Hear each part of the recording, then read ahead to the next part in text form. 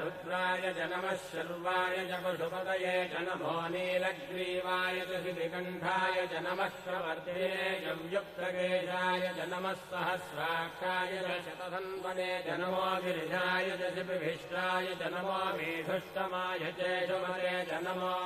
ह्रस्वाय च वामनाय च नमो बृहते च वर्षीयते च नमो वृद्धाय च संवृद्धने च नमो अग्र्याय च प्रथमाय च नम आशवे च जिराय च नमः शीघ्रियाय च शीघ्राय च नम ऊन्याय च वस्त्रन्याय च नमः स्रोतस्याय च द्वीत्याय च